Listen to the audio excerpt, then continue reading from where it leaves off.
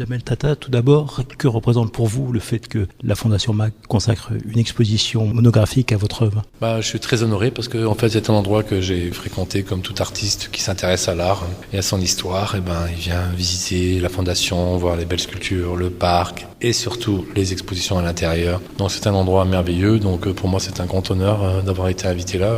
C'est quelque chose auquel je ne m'attendais pas. Donc c'est comme un cadeau de la vie.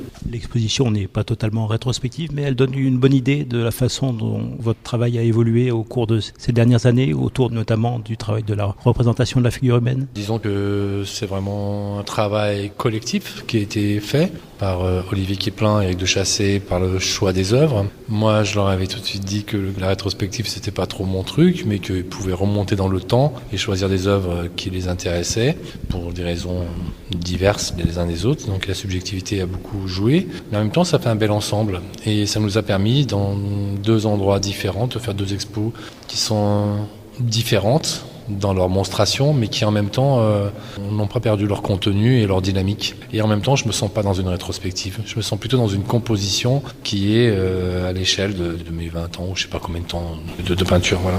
Alors, les visages sont un peu au centre de votre œuvre, des visages avec une peau diaphane, souvent blanchie. C'est volontaire, ça fait un contraste avec le fond monochrome.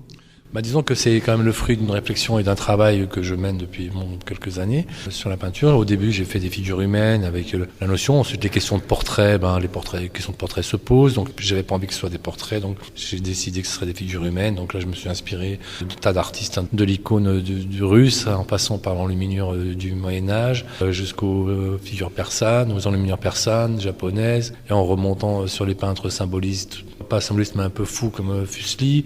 Avec un peu de Francis Bacon, moi je fais mon petit truc à moi, personnel, donc j'ai éliminé complètement la psychologie, la chair, l'identité, toutes ces choses-là, donc ce qui fait qu'on arrive à ce résultat. Même lorsqu'ils sont dupliqués, vos personnages semblent toujours solitaires. Qu'est-ce que vous voulez signifier par cela ? Disons que la solitude, c'est un sujet qui est intégré à ma manière de représenter le monde. Voilà, il y a 2 types de solitude, la vertueuse, qui est celle qu'on a besoin d'avoir du temps pour soi, pour méditer, pour penser le monde, son rapport au monde, son rapport à la spiritualité, à la métaphysique. Et puis l'autre solitude qui est plus sociale, on va dire plus dure dans la réalité de notre monde aujourd'hui. Vous avez une façon assez particulière de travailler. Vous commencez souvent à partir d'une image virtuelle que vous projetez sur la toile ?